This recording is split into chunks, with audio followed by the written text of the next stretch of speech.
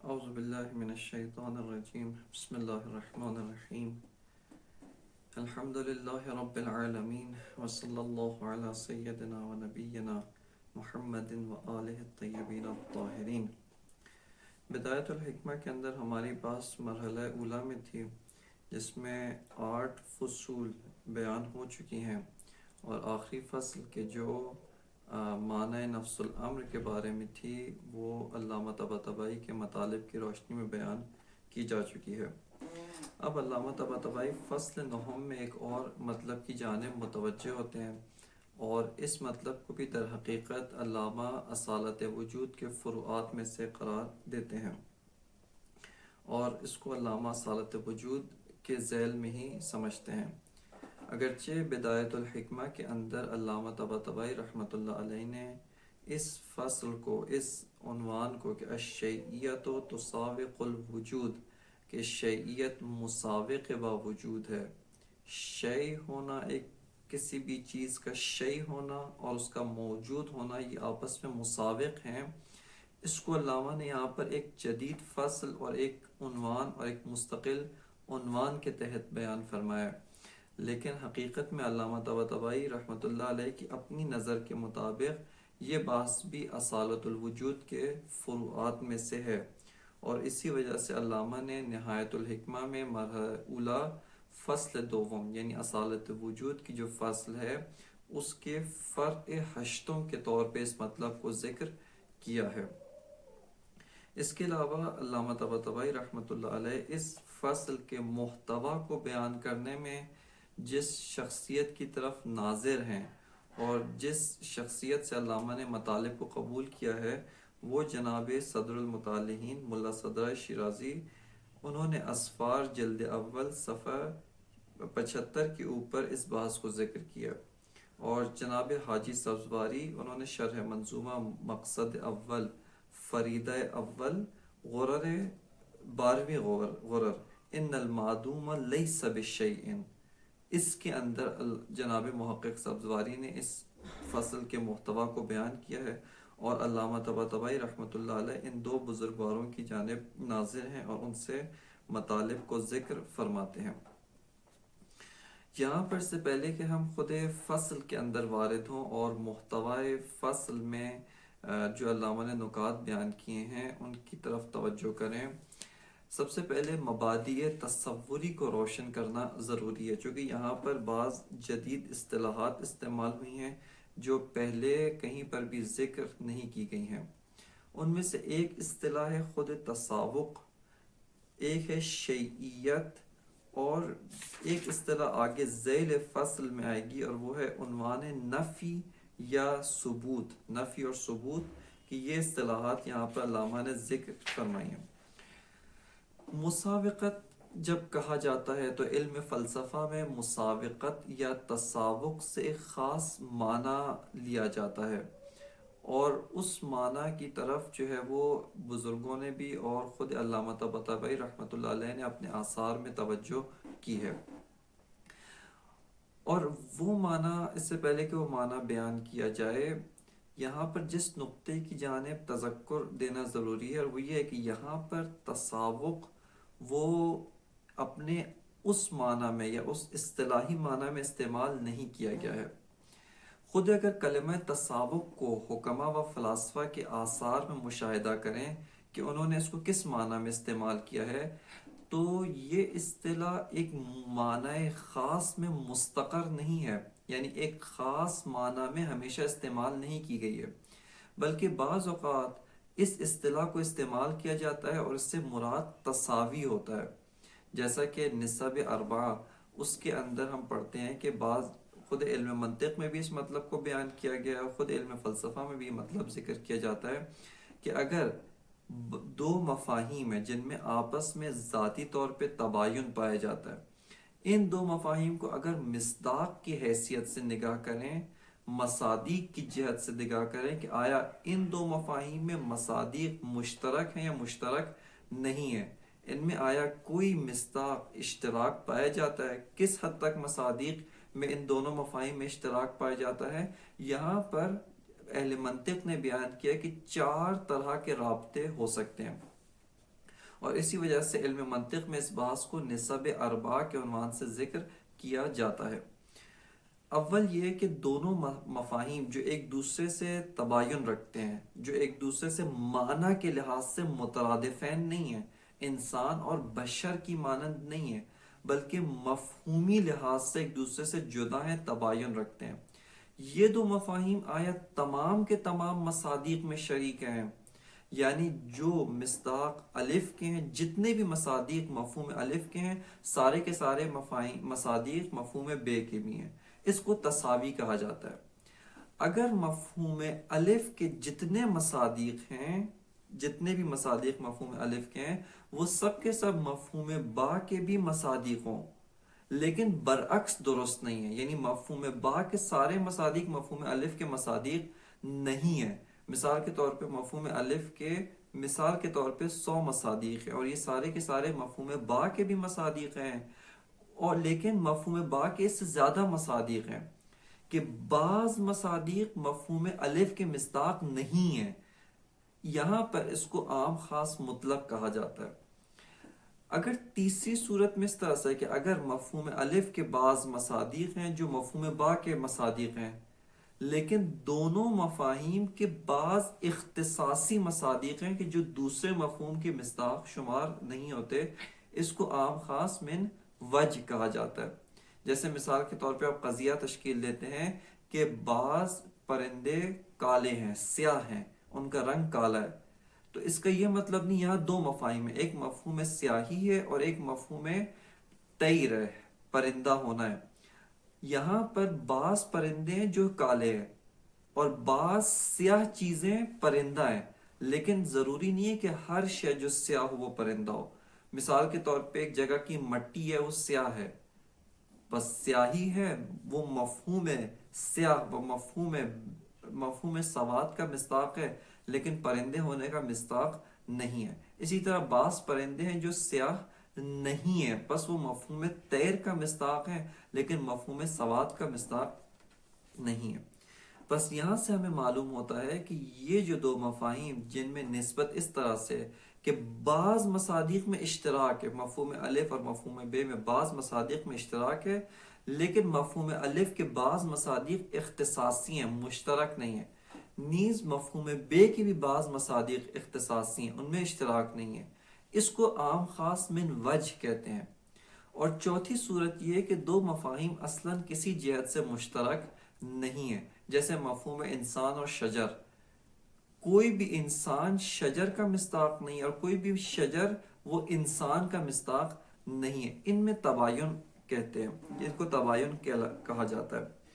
یہاں پر جو تسابق سے مراد ہے وہ تساوی ہے، یعنی دو مفاہیم ہے کہ مفہوم ہونے کے لحاظ سے ان میں فرق ہے۔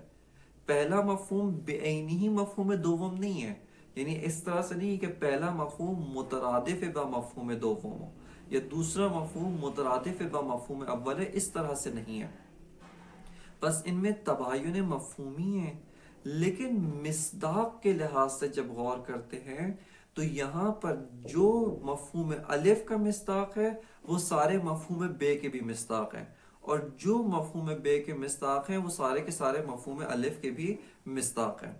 اور اسی وجہ سے حکماء و اہل منطق نے یہ قاعدہ و ضابطہ وضع کیا ہے، یا ضابطہ کشف کیا ہے کہ تساوی کو اگر پہچاننا چاہتے ہیں تو اس کی علامت دو موجبہ کلیہ ہے، کہ یعنی اگر دو مفاہیم میں تساوی ہے تو حتماً ان دونوں مفاہیم میں موجبہ کلیہ تشکیل پائے گا۔ جیسے مثال کے طور پہ انسان اور ضاحک، ان میں تساوی ہے، جو مفہوم انسان کا مصداق ہے وہ سب مفہوم ضاحک کے بھی مصداق ہیں، لہٰذا آپ یہ قضیہ تشکیل دے سکتے ہیں، قضیہ بالکل درست ہے کہ کلو انسان ضاحک و کلو ضاحک انسان، اور یہاں پر دونوں قضایہ موجبہ کلیہ کاملاً صادق ہیں۔ بس تسابق سے یہاں پر مراد وہ تساوی ہے۔ اس مطلب کے بارے میں کہ تسابق کا اپنا اصلی معنی کیا ہے، انشاءاللہ تعالی مرحلہ وحدت اور کثرت میں شروع میں ہی علامہ طباطبائی رحمۃ اللہ علیہ وحدت اور وجود میں تساوق کو بیان کرتے ہیں کہ وہیں پہ انشاءاللہ تساوق کا جو اصطلاحی معنی علم فلسفہ کے اندر مراد لیا جاتا ہے، اور اخیراً کچھ عرصے سے یہ اصطلاح مستقر ہوئی ہے خاص معنی میں، وہیں پہ انشاءاللہ اس کی وضاحت کی جائے گی۔ پس اس فصل میں تساوق سے مراد تساوی ہے۔ مطلب دوم جو ہے، یہ اصطلاح دوم کے ہیں کہ الشیئیت تسابق الوجود، یہاں پر وجود سے مراد وجود اصیل نہیں ہے جس کی اصالت کو ہم نے اس بات کی ہے، جس کی اصالت کو ہم نے بیان کی ہے، اس سے مراد وہ وجود اصیل نہیں ہے۔ اور خود علامہ اس مطلب میں انتہائی ظرافت کے ساتھ وارد ہو جائیں گے، اور وہ یہ ہے کہ وجود سے مراد موجود ہے اور عدم سے مراد معدوم ہے۔ یعنی وجود سے مراد موجود ہے، الشیئیت تسابق الوجود، یعنی الشیئیت تسابق الموجود، کہ جو موجود ہے وہ شیء ہے، اور جو معدوم ہے وہ لا شیء ہے۔ نہ فقط وجود، چونکہ آپ کی خدمت میں پہلے عرض کیا کہ ماہیت بھی موجود ہے لیکن بالوجود موجود ہے، وجود اصیل بھی موجود ہے، اپنی ذات کی وجہ سے موجود ہے، معقولات ثانیہ فلسفی بھی موجود ہیں لیکن بالوجود موجود ہیں۔ پس موجود کا دائرہ وجود اصیل سے ہمیشہ وسیع ہے، کیونکہ بہت ساری اشیاء ایسی ہیں کہ جو سنخ و جنس سے وجود سے نہیں ہیں لیکن بالوجود موجود ہیں۔ پس وہ ساری کی ساری بھی اس فصل میں مراد ہے اور مد نظر ہے۔ لہٰذا وجود سے مراد موجود ہے اور عدم سے مراد معدوم ہے۔ نفی اور ثبوت کی بھی جو اصطلاح علامہ نے استعمال کی ہے، اس میں انشاءاللہ اس کا معنی آپ کی خدمت میں عرض کیا جائے گا اور کچھ وضاحت ہوگی، چونکہ اس اصطلاح میں اختلاف ہے اور نزاع ہے کہ متکلمین اور فلاسفہ کے درمیان یہ نزاع رونما ہوئی، اور اسی وجہ سے متکلمین نے نفی کا معنی کچھ اور کیا ہے اور فلاسفہ نے نفی کا معنی کچھ اور کیا۔ اسی طرح ثبوت کا معنی متکلمین کے نزدیک کچھ اور ہے، و علم فلسفہ و حکماء ان کے نزدیک کچھ اور معنی ہے، لہٰذا اس معنی کی وضاحت آگے کی جائے گی۔ لیکن جس نقطے کی جانب توجہ کرنے کی ضرورت ہے وہ یہ کہ نفی سے مراد منفی ہے اور ثبوت سے مراد ثابت ہے۔ چاہے حکماء ہوں یا متکلمین، دونوں جب کہتے ہیں کہ یہ شے نفی ہے یعنی منفی ہے، معدوم ہے، موجود نہیں ہے، یا جب ثبوت کہتے ہیں تو اس سے مراد ثابت ہے۔ خود حکماء یا متکلمین چاہے جس معنی میں بھی مراد لیں، نفی سے مراد ان کی منفی ہے اور ثبوت سے مراد ان کی ثابت ہے۔ متکلمین کے نزدیک نفی اور معدوم یعنی منفی اور معدوم میں رابطہ ایک خاص نوعیت کا رابطہ ہے۔ اس سے پہلے کہ متکلمین کی نگاہ کو آپ کی خدمت میں بیان کروں، یہاں پر خود حکماء کی نگاہ کو بیان کرنا وہ زیادہ باعث بنے گا اور آسان فہم ہے کہ یہاں سے ہم اس مطلب میں وارد ہوں، اور وہ یہ ہے، حکماء کہتے ہیں کہ منفی اور معدوم میں تساوی ہے، یعنی جو شے معدوم ہے وہ منفی ہے، یعنی نفی ہوئی ہے، وہ ہستی میں موجود نہیں ہے، ہستی سے منفی ہے، ہستی میں کوئی کردار نہیں رکھتی۔ لیکن اسی طرح اس کا برعکس، جو شے موجود ہے وہ ثابت ہے۔ پس ثبوت و وجود جو یہاں پر مراد ہے، یعنی موجود اور ثابت، اس میں حکماء کے نزدیک جو رابطہ برقرار ہے وہ رابطہ تساوی ہے۔ اسی طرح منفی اور معدوم میں حکماء کے نزدیک جو رابطہ ہے وہ رابطہ بھی تساوی ہے، جبکہ متکلمین نے آ کر اس مطلب کی نفی کی ہے، متکلمین نے اس مطلب کو قبول نہیں کیا اور ایک جدید رابطہ بیان کیا۔ متکلمین کے نزدیک بعض چیزیں ایسی ہیں کہ جو موجود نہیں ہیں، معدوم ہیں، یعنی بعض اشیاء یا بعض ذوات کہیں ان کے نزدیک موجود نہیں ہے، معدوم ہے، لیکن ثابت ہے، یعنی ان کو ثبوت حاصل ہے لیکن وجود نہیں رکھتی، موجود نہیں ہے۔ بس متکلمین کے نزدیک ثابت اعم میں از موجود ہے، چونکہ ممکن ایک شے موجود نہ ہو لیکن ثابت ہو، لیکن جو موجود ہے وہ سب ثابت ہے۔ بس دقت فرمائی یہاں پر کہ متکلمین کے نزدیک جو شے موجود ہے وہ ثابت ہے، ثبوت رکھتی ہے، لیکن برعکس ضروری نہیں ہے، یعنی برعکس درست نہیں ہے۔ جو شے ثابت ہے ضروری نہیں ہے کہ حتماً موجود ہو، بلکہ بعض اشیاء، بعض ذوات ایسی ہیں کہ جو ان کے نزدیک ثابت ہیں لیکن ہستی میں موجود نہیں ہے۔ اسی طرح منفی اور معدوم میں بھی ایک خاص رابطے کے قائل ہیں۔ وہ یہ کہتے ہیں کہ ممکن ہے کہ بعض اشیاء معدوم ہوں، یعنی بعض اشیاء معدوم ہیں لیکن منفی نہیں ہے، نفی نہیں ہے، منفی نہیں ہے، بلکہ وہ اپنی معدومیت میں ایک ثبوت رکھتے ہیں، معدوم ہونے کے باوجود ثابت ہے۔ بس ان کے نزدیک منفی اخص سے مطلق از معدوم ہے، اور معدوم اعم میں مطلق از منفی ہے۔ اور اسی طرح ان کے نزدیک ثابت اعم میں مطلق از موجود ہے، اور موجود اخص سے مطلق از ثابت ہے۔ بس یہ اس طرح کے مزید اس کے بارے میں وضاحت آئے گی۔ بس یہ جو ہے اصطلاح یہاں پہ واضح ہوتی ہے۔ سیر تاریخی و تحول تاریخی کے لحاظ سے اگر اس فصل کے محتوا کی جانب نگاہ کریں، یہ فصل کا محتوا ایک نوع بدیہی ہے، یعنی اصلاً ہر انسان اس بات کی تصدیق کرتا ہے کہ جو شے نہیں ہے، معدوم ہے، اصلاً اس کے اوپر کیسے احکام لاگو ہوں گے، وہ اصلاً کچھ بھی نہیں ہے۔ لہٰذا بدیہی یہ مطلب انسانی عقل کے لیے، وہ سلیم النفس انسان کے لیے بدیہی ہے۔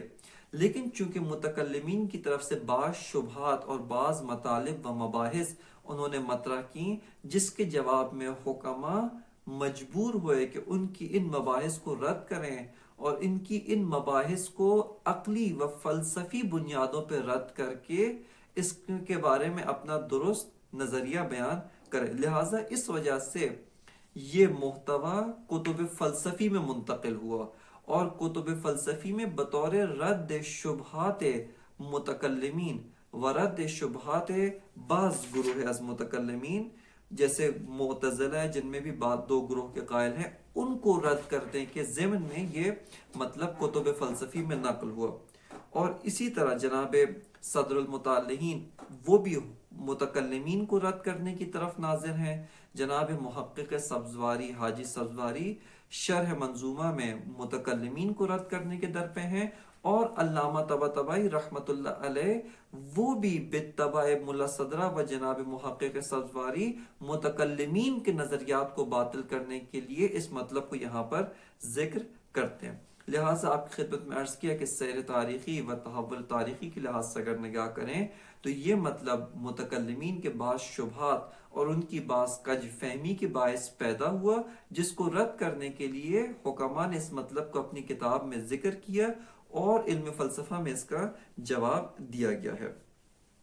لہٰذا یہ بات اس جہت سے ایک کہ تاریخی ہماری معلومات بیان کرتی ہے، یہ بات جو ہے وہ اہمیت کی حامل ہے۔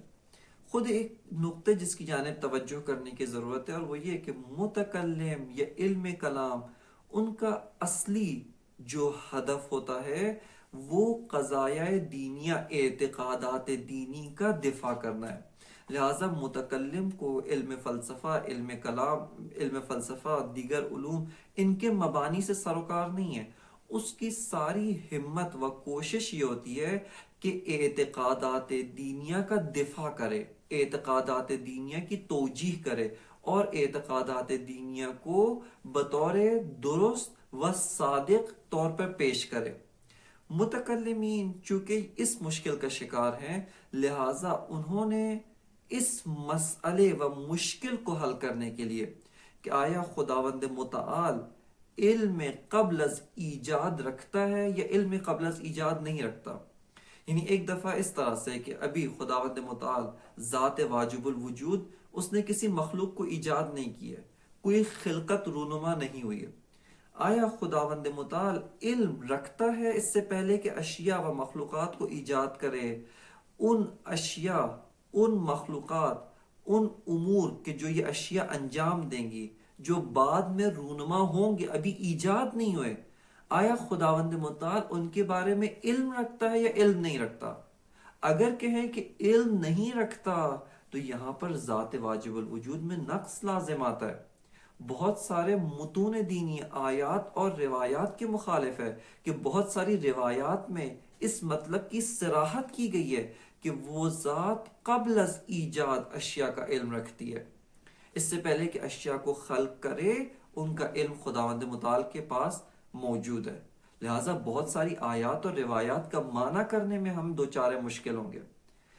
دوسری طرف سے مشکل یہ ہے کہ جو شے موجود نہیں ہے علم اس کے متعلق کیسے قرار پاتا ہے.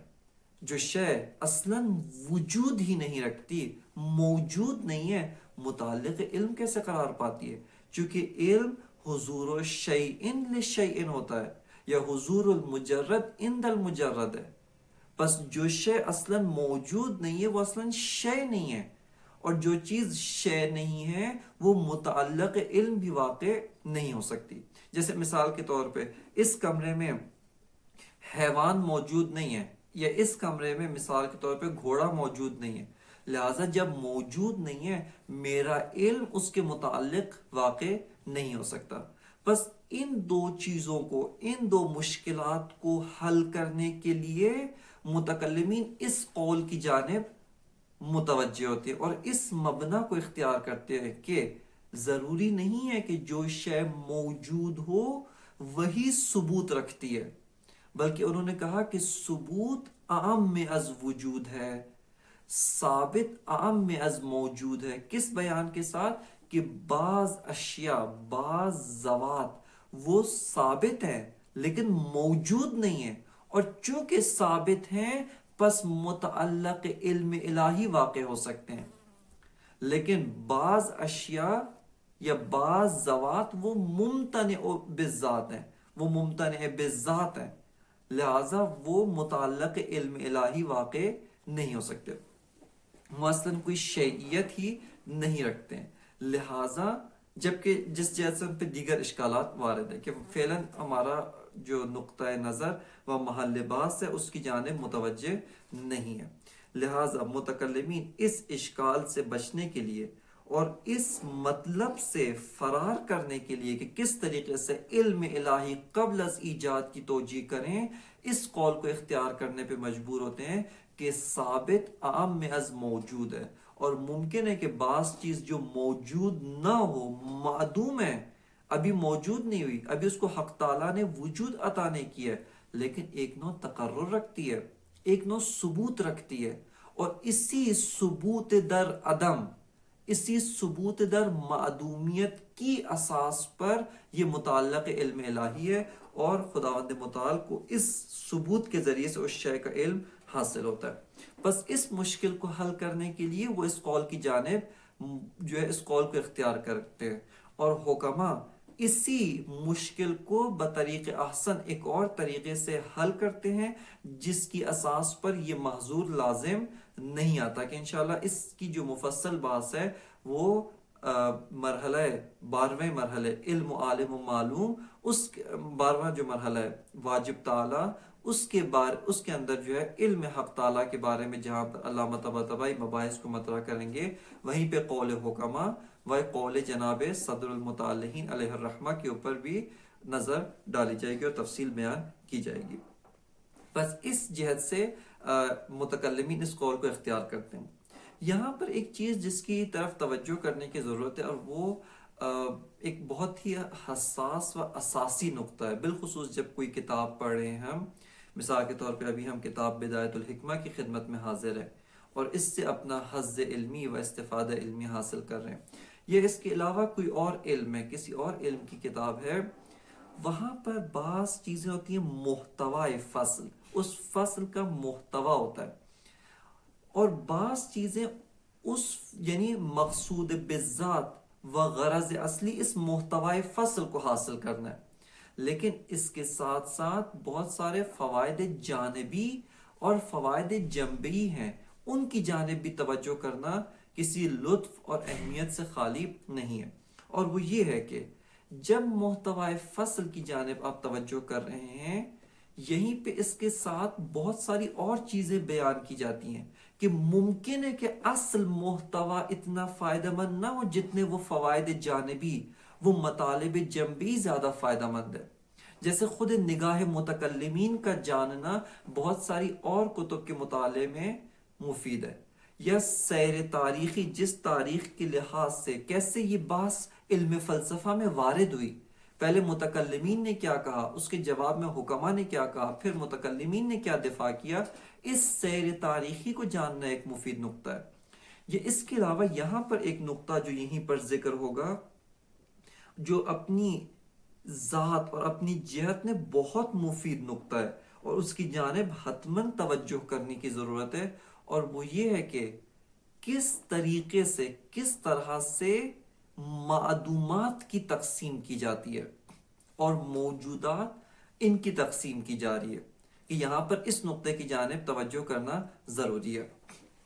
اس قول کے ذیل میں، یعنی متکلمین کا قول سمجھنے کے لیے، انہوں نے آ کر اپنے قول کا دفاع کرنے کے لیے، اپنے قول کو توجیہ مند کرنے کے لیے، کہ متکلمین کا قول آپ کی خدمت میں بیان کیا کہ متکلمین یہ کہتے ہیں کہ معدوم اخص سے از نفی ہے، یا معذرت کے ساتھ موجود اخص سے از ثابت ہے۔ ممکن ہے بعض اشیاء وہ موجود نہ ہوں، ابھی معدوم ہے، موجود نہیں ہے، لیکن ثبوت رکھتے ہیں، کسی نہ کسی جہت سے ان کو ایک ثبوت حاصل ہے، ثابت ہے، پس موجود اخص سے از ثابت ہے، اور ثابت اعم از موجود ہے۔ خب اس کو وضاحت کرنے کے لیے، اسی طرح اس کے برعکس معدوم میں وہ کہتے ہیں کہ معدوم اعم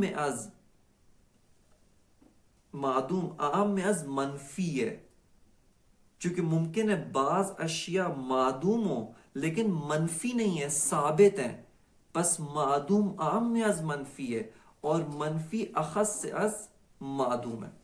اس کو بیان کرنے کے لیے متکلمین و بالخصوص معتزلہ، یعنی گروہ اعتزالی متکلمین، انہوں نے آ کے معدومات کی تقسیم بندی کی کہ یہ تقسیم بندی فی نفس ہی بہت ارزش مند ہے، اور اس کی جانب متعدد مباحث میں ہمیں سے سروکار ہے، اور اس میں اس کے متعدد ثمرات دیگر فلسفی بھی مترتب ہیں۔ اور وہ یہ تقسیم بندی یوں ہے کہ معدومات دو طرح کے ہیں، کہ بعض معدومات ایسے ہیں کہ جو ابھی معدوم ہیں، ابھی موجود نہیں ہے، معدوم ہے، لیکن فی حد ذات ہی، اپنی ذات میں خود وہ شے کی جو معدوم ہیں، وہ شے ممکن ہے، ممکن الوجود ہے، یعنی اگر علت اس کو وجود دینا چاہے، اگر علت اس شے کو ایجاد کرے، شے موجود ہو جائے گی۔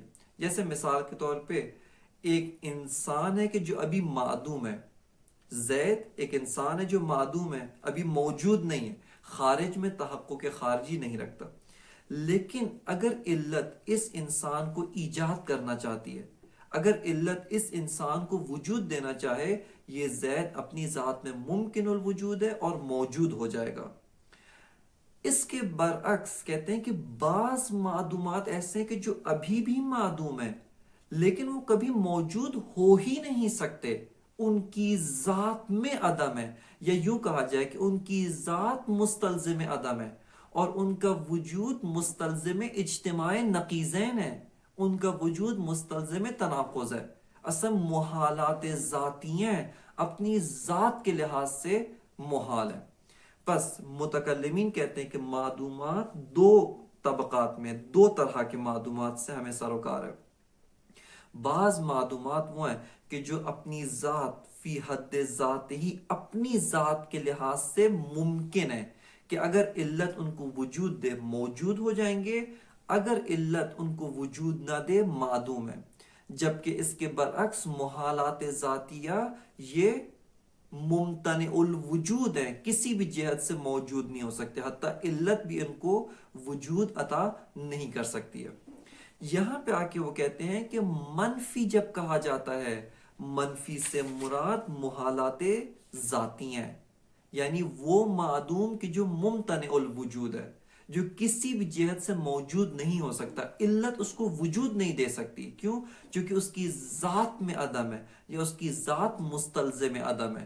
پس ایسے امور یا ایسی ذوات کہ جو کسی بھی جہت سے موجود نہیں ہو سکتے بلکہ ان کی ذات ہی مستلزم عدم ہے، ان کی ذات میں عدم بیٹھا ہوا ہے، اصلاً موجود نہیں ہو سکتے، معدوم ممتنع ہیں.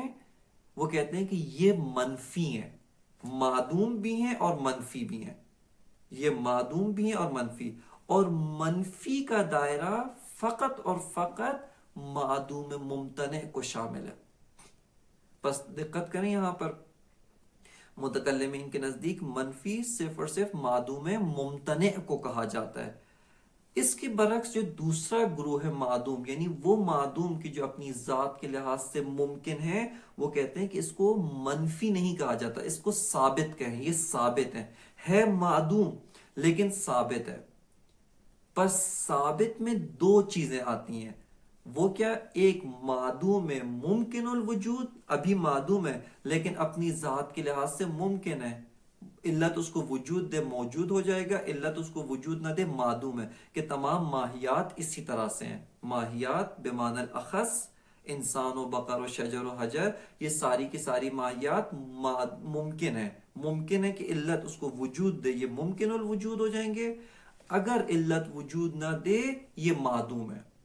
پس وہ کہتے ہیں کہ تمام ماہیات یہ ثبوت اندر عدم رکھتے ہیں. یعنی اگرچہ معدوم ہے لیکن اپنے عدم میں ہی ایک ثبوت رکھتے ہیں، اپنے عدم میں موجود ہیں. موجود سے مراد یعنی ثابت ہے. جبکہ موجود سے مراد یعنی یہی موجودات، موجود سے مراد جو موجود ہیں، جو ابھی بالفعل علت کے ذریعے سے متحقق ہیں، یا خود علت، خود واجب الوجود جو بغیر کسی علت کے متحقق ہے، یہ سب کے سب موجود ہیں. بس آپ نے توجہ فرمائی کہ ان کے نزدیک اصطلاحات کس طریقے سے مستقر ہیں کہ ثابت اعم از موجود ہے. کیوں؟ چونکہ ثابت کے دو مصادیق ہیں. مصادیق سے مراد یعنی دو گروہ کے چیزیں ثابت میں آتی ہیں. موجودات بھی ثابت ہیں. نمبر دو، وہ معدوم کہ جو اپنی ذات کے لحاظ سے ممتنع نہیں ہے، ممکن ہے، علت ان کو وجود دے سکتی ہے، یہ بھی ثابت ہے. اور منفی فقط معدومات ممتنع یا محالات ذاتیہ، ان کو وہ منفی کہتے ہیں. پس یہاں پر متکلمین اپنی بات درست کر سکتے ہیں، اور وہ یہ کہ حق تعالیٰ کو کیسے ان اشیاء کا علم ہے قبل از ایجاد، چونکہ یہ اشیاء عدم میں ہی ایک ثبوت رکھتے ہیں. یہ ماہیات ممکنہ عدم میں ہی ایک ثبوت رکھتے ہیں، اور عدم میں ہی ایک ثبوت رکھنے کی اساس پر علم حق تعالیٰ ان کے متعلق ہو جاتا ہے. اس طریقے سے وہ علم میں باری تعالیٰ قبل از ایجاد کو توضیح دیتے ہیں. بس یہ ایک قول تھا کہ جو متکلمین کی جانب سے مطرح ہوا اور اس بات سے تعلق رکھتا ہے. دوسرا قول ہے کہ جس کی جانب توجہ کی جائے گی. الفصل التاسع الشیئیۃ تسابق الوجود، کہ فصل نہم مرحلہ اصالت، مرحلہ اول کی جو فصل نہم ہے وہ مسابقت شیئیت با وجود، کہ شیئیت سے مراد یعنی ذات، الشیء یعنی کوئی بھی ذات، ہونا سے مراد ہستی نہیں ہے، وجود نہیں، یعنی ذات. شیئیت تسابق الوجود یعنی وہ ذات اس وقت ذات ہے کہ جب موجود ہے. اگر وہ شے موجود نہیں ہے اصلا وہ شے بھی نہیں کہلا سکتی. پس الشیئیت تسابق الوجود، وجود سے مراد آپ کی خدمت میں عرض کیا کہ موجود ہے، اور تسابق سے مراد یہاں پر تساوی ہے. الشیئیت تسابق الوجود، کہ علامہ فرماتے ہیں کہ شیئیت مسابق باوجود ہے، یعنی مساوی باوجود ہے. مساوی باوجود سے مراد یہ ہے کہ کل ما یصدق علیہ الشیء یصدق علیہ الموجود، ہر وہ چیز جس کے اوپر شیء صدق کرتا ہے اس کے اوپر حتماً موجود بھی صدق کرتا ہے، اور ہر وہ چیز جس کے اوپر موجود صدق کرتا ہے اس کے اوپر حتمی طور پہ شیء بھی صدق کرتا ہے. لہٰذا معتزلہ کا وہ قول کہ بعض اشیاء موجود نہیں ہیں، معدوم ہے لیکن شیء ہیں، ثبوت رکھتے ہیں، یہ قول باطل ہے، درست نہیں ہے۔ کیوں؟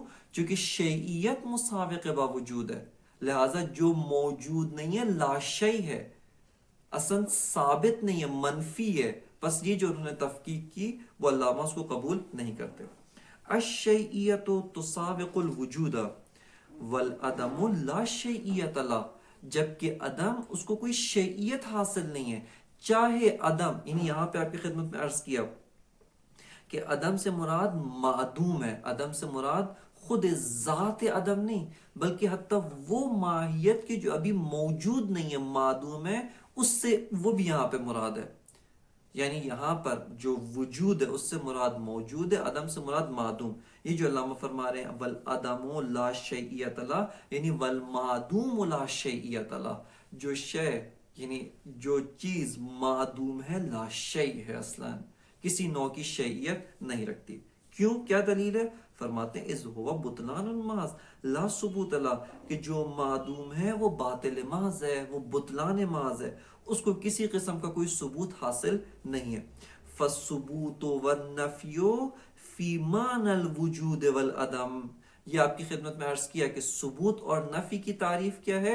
حکما کہتے ہیں کہ یہ تعریف حکما الثبوت و عدم ہے، کہ حکما کہتے ہیں کہ ثبوت یعنی وجود، ثابت یعنی موجود، نفی یعنی عدم، منفی یعنی معدوم۔ ان کے نزدیک ثبوت اور وجود اور نفی اور عدم معدوم میں تساوی کی نسبت برقرار ہے۔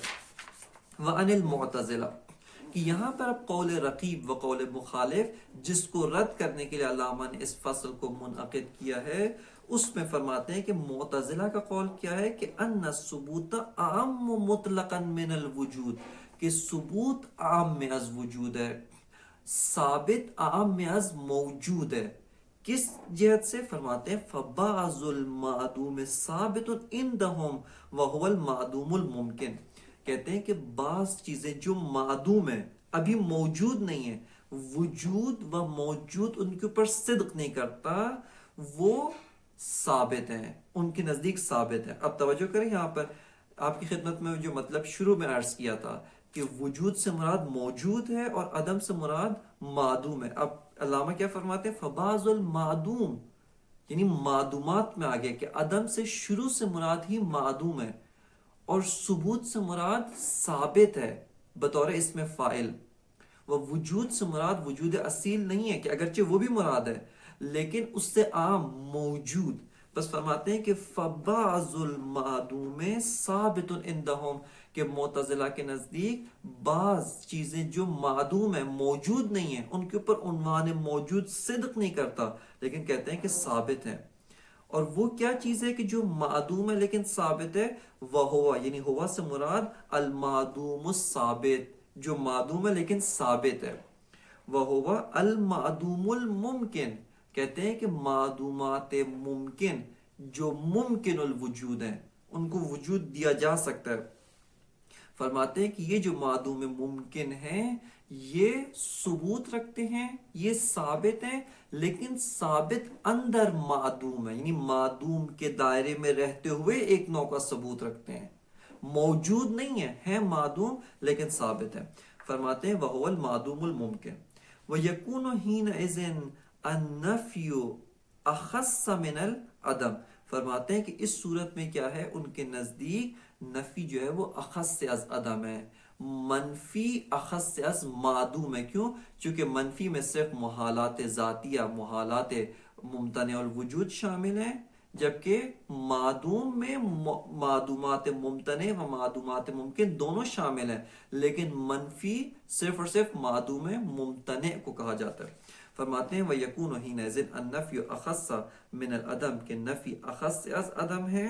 وَلَا يَشْمُلُ إِلَّا الْمَعْدُومَ الْمُمْتَنِعِ، کہ لا يشملو یعنی النفی لا یشمل، کہ یہ جو نفی ہے یہ معدوم ممتنع کے علاوہ بقیہ کسی شے کو شامل نہیں ہے، معدوم ممکن کو شامل نہیں ہے۔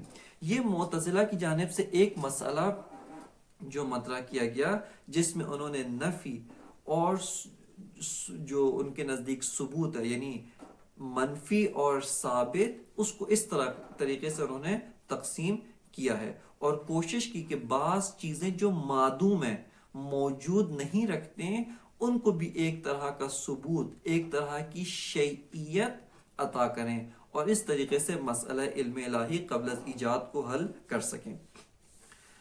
معتزلہ کے بعض جو افراد ہیں، بعض دیگر جو گروہ معتزلہ سے تعلق رکھتے ہیں، انہوں نے یہاں پر آ کر ایک اور مطلب کو ذکر کیا، ایک اور مسئلے کو یہاں پر آ کر بیان کرتے ہیں، اور وہ یہ ہے کہ وجود اور عدم، یعنی وجود سے مراد دوبارہ موجود اور عدم سے مراد معدوم۔ وہ یہ کہتے ہیں کہ وجود اور عدم یعنی موجود اور معدوم کے درمیان واسطہ ہے، کہ موجود اور معدوم میں تناقض نہیں ہے، یہ دونوں متناقضین نہیں ہیں۔ کہتے ہیں کیوں یہ دونوں متناقضین نہیں ہیں؟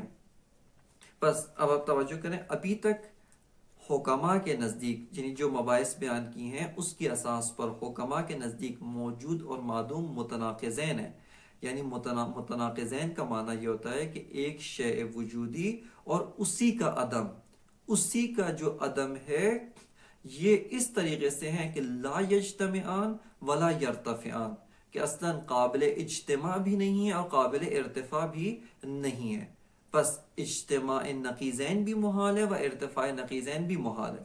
لیکن معتزلہ کے بعض افراد و بعض صاحب نظران، انہوں نے آ کر یوں مطرح کیا کہ موجود و معدوم متناقضین نہیں ہیں، بلکہ ان کے درمیان واسطہ ممکن ہے، جبکہ حکماء قائل ہے کہ متناقضین وہ لا یرتفعان، ان میں واسطہ ممکن نہیں ہے، کسی قسم کا واسطہ پایا نہیں جاتا۔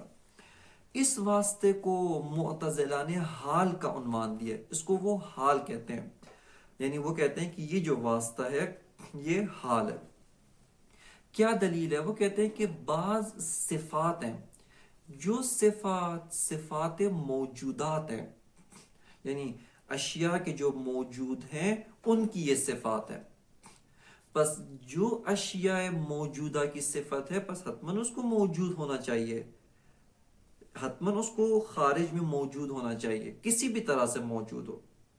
لیکن کہتے ہیں کہ دوسری جہت سے ہمیں دیکھیں تو ہمیں ان صفات کا کوئی وجود منحاص نظر نہیں آتا، ہمیں ان صفات کا خارج میں کوئی وجود جداگانہ غیر از وجود موصوف، یعنی موصوف ایک شے ہے، ایک چیز ہے، اس سے جدا، اس سے الگ ایک صفت کوئی شے کے طور پہ نظر نہیں آتی، بس موجود نہیں ہے، معدوم ہے۔ توجہ کریں ان کی مشکل و انہوں نے کس طریقے سے استدلال پیش کیا، یعنی انہوں نے کہا کہ معدوم اور موجود یہ متناقضین نہیں ہیں، بلکہ ان کے مابین ایک واسطہ ہے جس کو وہ حال کا نام دیتے ہیں۔ اس کے اوپر کیا دلیل ہے؟ وہ کہتے ہیں کہ بعض صفات ہیں جو صفات اشیاء موجودہ ہیں، وہ موجود اشیاء کی صفات ہیں، بس موجود کی صفت کو حتماً موجود ہونا چاہیے، وہ حتماً موجود ہو، جبکہ کہتے ہیں دوسری جہت سے ہم ان کو موجود نہیں پاتے، یعنی عقلی لحاظ سے دیکھیں تو موجود کی صفت کو موجود ہونا چاہیے، جبکہ جب ہم خارج کا مطالعہ کرتے ہیں، خارج میں دقت کرتے ہیں، خارج میں غور کرتے ہیں، ہم ان کو موجود نہیں پاتے، کوئی وجود منحاص، کوئی وجود جدا غیر از وجود موصوف ان کو نہیں پاتے۔ یہ کس طرح کی صفت ہے؟ کہتے ہیں جیسے مثال کے طور پہ آپ ایک انسان لیں، انسان جو علم رکھتا ہے، صاحب علم ہے، اس انسان کو آپ کہتے ہیں عالم۔ خود انسان صفت ہے، معذرت موصوف ہے، ذات ہے، اس کی صفت ہے علم، لہٰذا اس انسان کو عالم کہا جاتا ہے، اور صفت اور موصوف دونوں خارج میں موجود ہیں، انسان بھی خارج میں موجود ہے، عالم بھی خارج میں موجود ہے، یعنی اس کا علم بھی خارج میں موجود ہے، عالم ہونا بھی خارج میں موجود ہے۔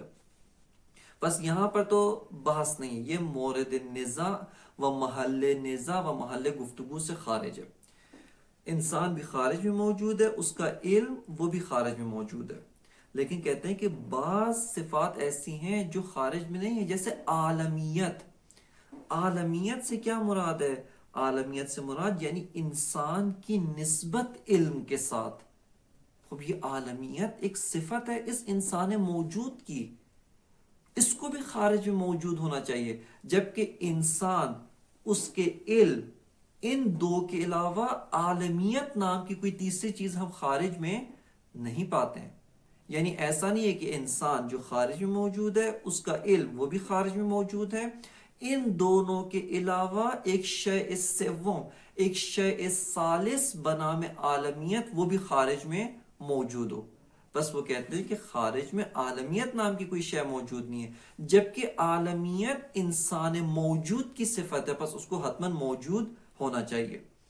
یہاں سے انہوں نے نتیجہ نکالا کہ یہ اس طرح کی صفات جیسے عالمیت یعنی نسبت انسان با علم، قادریت یعنی نسبت انسان با قدرت، اور اس کے علاوہ دیگر صفات کہتے ہیں یہ نہ موجود ہے نہ معدوم ہے، چونکہ اس میں خصوصیات موجود بھی ہیں، ایک جہت سے دیکھتے ہیں تو موجود ہے، ایک اور جہت سے دیکھتے ہیں یہ موجود نہیں ہے، پس لہٰذا یہ واسطہ بین وجود اور عدم ہے، یہ واسطہ بین موجود اور معدوم ہے۔ اور خارج میں یعنی تحقق خارجی میں، وجود خارجی میں، یہ واسطہ بین وجود و عدم ہے، ان کو حال کا نام دیا گیا ہے۔ بس ان کے نزدیک وہ فرماتے ہیں کہ وجود اور عدم اس میں کوئی واسطہ نہیں ہے۔ اس کے علاوہ ایک اور چیز اسی کے ذیل میں جو ذکر کرتے ہیں اور وہ یہ، لیکن وہ کہتے ہیں کہ یہ جو صفات ہیں یہ سب کی سب ثابت ہیں، یعنی یہ جو صفات جو واسطہ بین وجود اور عدم ہیں، نہ موجود ہے نہ معدوم ہے، جس کو حال کا نام دیا ہے، یہ سب کی سب ثابت ہیں، منفی نہیں ہے۔ وہی ثابت اور منفی کی جو اصطلاح قبلی، یہ سب کی سب ثابت ہیں، منفی نہیں ہے۔ بس وہی کہتے ہیں کہ نفی اور عدم میں، معذرت، نفی اور ثبوت یعنی منفی اور ثابت میں کوئی واسطہ نہیں، یہ متناقضین ہے۔ بس حقیقت میں ان معتزلہ کا جو گروہ ہے اس کے نزدیک ثبوت اور نفی یعنی ثابت اور منفی اس میں کوئی واسطہ نہیں، یہ سارے کے سارے متناقضین ہیں، یہ متناقضین ہیں، لیکن وجود اور عدم یعنی موجود اور معدوم یہ متناقضین نہیں ہیں، ان میں جو ہے واسطہ ہے موجود ہے جس کو حال کہتے ہیں، کہ علامہ طباطبائی ان کے اس قول کو استدلال کے ساتھ رد کرتے ہیں۔ وَأَنْ بعضهم یعنی ان بعض المعتزلہ، کہ بعض دیگر جو گروہ معتزلہ سے تعلق رکھتے ہیں ان کی جانب سے اس مطلب کو پیش کی گیا، کیا ان بین الوجود والعدم واسطتاً، کہ وجود اور عدم کے درمیان ایک واسطہ ہے، وَيُسَمُّونَهَا الحال، اور اس واسطے کو وہ حال کا عنوان دیتے، اس کو حال کہتے ہیں۔ بس وجود اور عدم سے مراد موجود اور معدوم، موجود اور معدوم متناقضین نہیں ہیں، قابل ارتفاع ہیں، اور اس میں واسطہ ہے جس کو حال کہتے ہیں۔ یہ حال کیا ہے؟ فرماتے ہیں وَهِيَ صِفَةُ الْمَوْجُودِ الَّتِي لَيْسَتْ بِمَوْجُودَةٍ وَلَا مَعْدُومَةٍ، کہتے ہیں کہ یہ جو ہے وہ صفت وجود ہے، صفت موجود ہے، اشیاء موجودہ کی صفت ہے۔ یہ انسان، اس کا علم عالمیت یعنی اس کی نسبت الی العلم، یہ انسان قدرت، اس کی نسبت الی القدرت، قادریت۔ بس فرماتے ہیں کہ وہی صفت الموجود، یہ موجود کی صفت ہے، التی، لیکن خود صفت کیسی ہے؟ التی لیست بموجودۃ ولا معدومۃ، کہ نہ موجود ہے نہ معدوم۔ آپ کے سامنے اس کی وجہ ذکر کی، کیوں موجود نہیں ہے؟ چونکہ خارج میں ہم اس کو جدا، غیر از علم و غیر از انسان کوئی شیء سوم عالمیت نہیں پاتے۔ معدوم کیوں نہیں ہے؟ کیونکہ کہتے ہیں صفت موجود ہے۔ کل فرماتے ہیں کہ التی لیست بموجودۃ ولا معدومۃ کل عالمیت والقادریت والوالدیت من الصفات الانتزاعیت التي لا وجود منحازا لها، کہتے ہیں کہ وہ صفات انتزاعی جن کے لیے خارج میں کوئی وجود منحاز نہیں ہے، غیر از انسان و غیر از علم کوئی شیء سوم عالمیت، کوئی وجود جداگانہ، کوئی وجود منحاز ہے، کوئی وجود منحاز نہیں ہے۔ بس فرماتے ہیں التی لا وجود منحازا لها فلا يقال انها موجودۃ، بس توجہ کریں، لا يقال انها موجودۃ، یہ موجود نہیں ہے، اس کی کیا دلیل ہے؟ کوئی وجود منحاز نہیں رکھتے، یعنی التی لا وجود منحازا لہا فلا یقال انہا موجودتا، چونکہ یہ کوئی وجود منحاز نہیں رکھتے لہٰذا اس وجہ سے ان کو موجود نہیں کہہ سکتے۔ والذات الموجودۃ تتصف بها فلا يقال انها معدومۃ، خب معدوم کیوں نہیں کہہ سکتے؟ بس اگر کہیں کہ یہ خارج میں وجود منحاز نہیں رکھتے، کہیں معدوم ہے۔ یہ معتزلہ کہتے ہیں کہ نہ، معدوم بھی نہیں کہہ سکتے، کیوں؟ چونکہ ایک ذات کی جو موجود ہے اس کی صفت ہے، ایک شیء موجود کی صفت ہے، بس اس کو معدوم بھی نہیں کہہ سکتے۔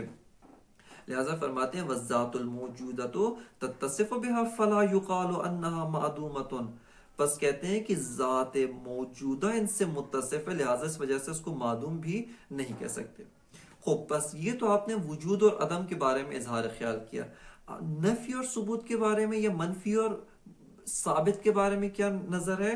وَأَمَّا الثُّبُوتُ وَالنَّفْيُ فَهُمَا مُتَنَاقِضَانِ، یہ دونوں متناقضین ہیں، ان میں تناقض پایا جاتا ہے۔ لا واسطہ بینہما، ان دونوں میں کوئی واسطہ موجود نہیں ہے، ان میں اساسی طور پہ کسی قسم کا واسطہ نہیں ہے۔ پس نفی اور یعنی ثبوت، منفی اور ثابت، اس میں کوئی واسطہ موجود نہیں ہے۔ علامہ فرماتے ہیں وَهَذِهِ كُلُّهَا أَوْهَامٌ يَكْفِي فِي بُطْلَانِهَا قَضَاءُ الْفِطْرَةِ بِأَنَّ الْعَدَمَ بُطْلَانٌ لَا شَيْئِيَّةَ لَهُ۔ علامہ فرماتے ہیں یہ سب کے سب توہمات ہیں کہ بداہت عقلی، قضاء الفطرہ، قضاء الفطرہ سے مراد یعنی حکم بدیہی عقل، عقل کا یہ حکم بدیہی کہ عدم باطل الذات ہے، عدم بطلان ذاتی رکھتا ہے، اپنی ذات کی وجہ سے کہتا ہے کہ میں معدوم ہوں، کسی اس کو حتی عدم کو وجود نہیں دیا جا سکتا۔ عدم کا ہونا یعنی نہ ہونا، توجہ کریں، وجود کا ہونا ہے کہ وہ موجود ہو، اس کا ہونا ہی اس کی ہستی ہے، لیکن عدم جس کی ذات ہی نیستی ہے، اس کی ذات ہی باطل ہے، اس کو ہونا یعنی نہ ہونا، اس کا معدوم ہونا ہی اس کی ذات ہے۔ بس علامہ فرماتے ہیں کلن عدم باطل الذات ہے، فرماتے ہیں وَهَذِهِ كُلُّهَا أَوْهَامٌ، یہ سب کے سب اوہام ہیں، یکفی فی بطلانها قضاء الفطرة بأن العدم بطلان لا شیئیت له، فرماتے ہیں کہ قضاء بدیہی، حکم بدیہی فطری کہ عدم بطلان ہے، اصلا عدم کوئی شیئیت نہیں رکھتا، عدم کسی نوع کی شیئیت نہیں رکھتا۔ بس وہ فرماتے ہیں کہ عدم کسی نوع کی شیئیت نہیں رکھتا، یہی کہنا عدم کا بطلان ذاتی ہونا، یہی مطلب علامہ فرماتے ہیں کہ اس بات کے لیے کافی ہے کہ آپ یہ جو کہہ رہے ہیں کہ عدم یعنی بعض چیزیں اشیاء ہیں کہ جو عدم میں ثبوت رکھتے ہیں، جو معدوم ہونے کے باوجود ایک نحو کا ثبوت رکھتے ہیں، ایک طرح کا، ایک کیفیت کا ثبوت رکھتے ہیں، اللہ فرماتے ہیں مطلب باطل ہے۔ کہ اس کے بارے میں بعض توضیحات اور تھوڑی تکمیلی توضیحات رہتی ہیں کہ انشاءاللہ اس کو جلسہ بعدی میں ذکر کریں گے، اور اس کے بعد فصل عاشر کے اندر وارد ہوں گے۔ وصلی اللہ علی سیدنا و نبینا محمد و آلہ الطیبین الطاہرین۔